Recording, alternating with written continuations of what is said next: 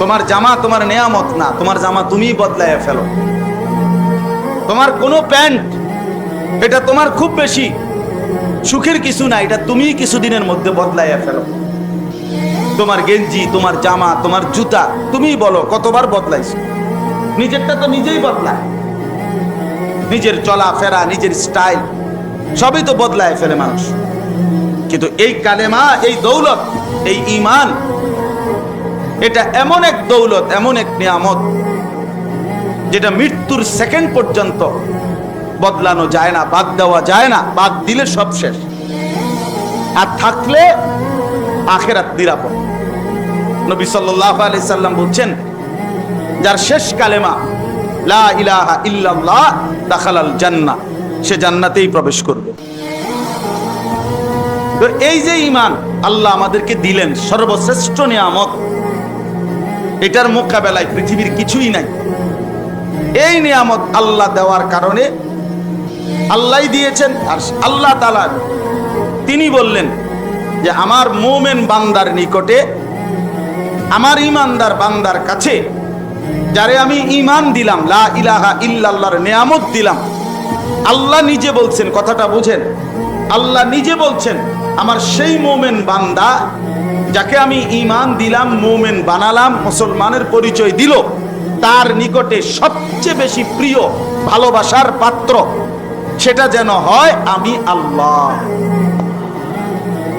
কে? তাহলে মুমিনের এক নম্বর প্রথম প্রিয়জন কে? ওয়াল্লাযীনা আমানু আশাদ্দু হুব্বান লিল্লাহ।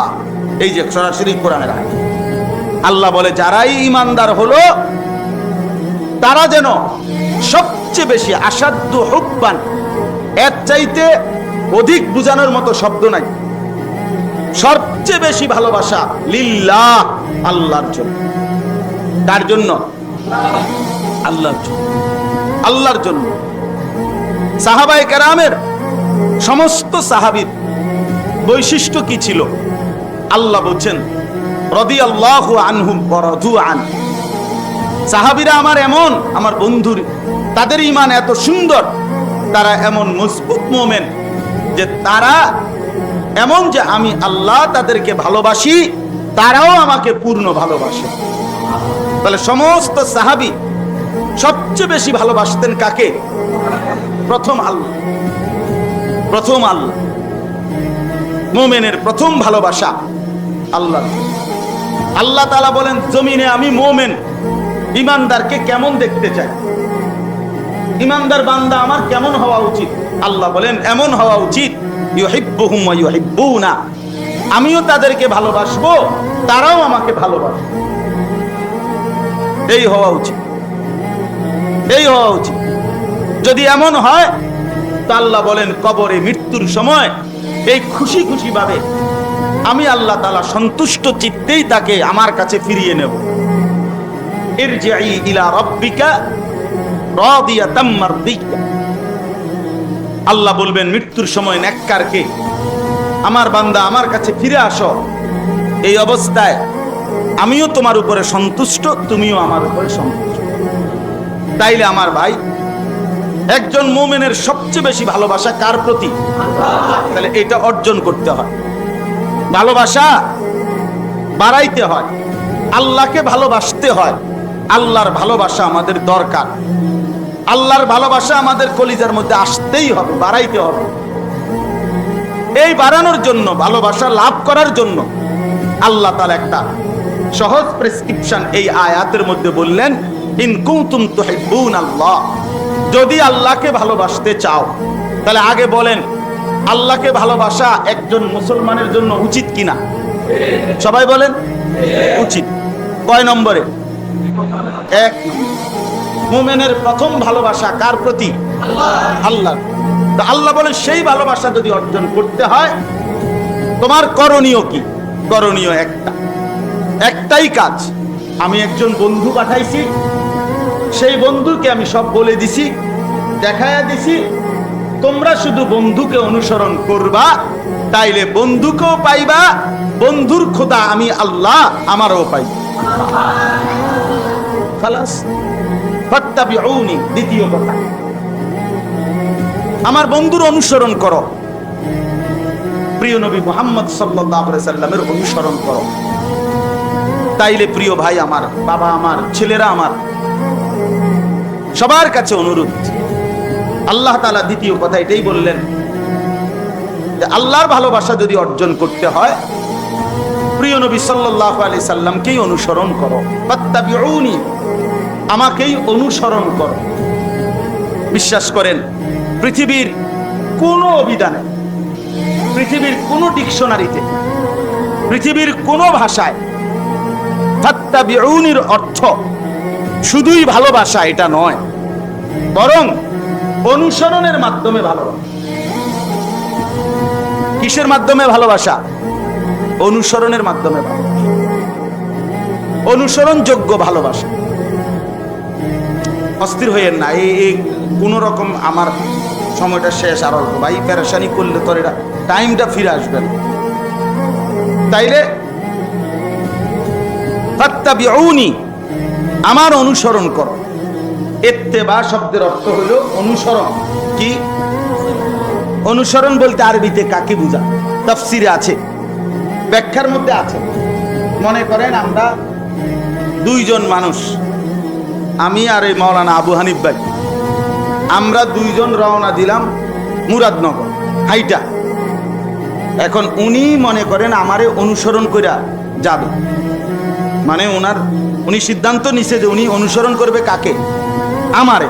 তো এখন এই অনুসরণ কখন হবে?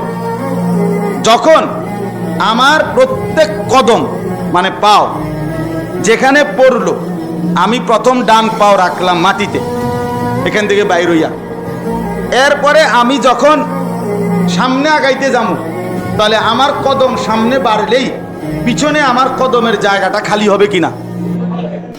খালি হবে না। এটা এ আরবিতে বলে অনুসরণ, মানে হলো পিছনের জন যাকে অনুসরণ করতেছে হুবহু তার কদমের নকশা অনুপাতে, মানে প্রত্যেকটা কদম যেখানে ফেলছে ওইটা ধইরা ধইরা ওই জায়গায় পাও দিয়া দিয়া সামনের দিকে আগাড়ে যাওয়া, ওনারে অনুসরণ করা, এটারে বলে ইত্তেবা। কথাটা বুঝছেন কিনা বলে?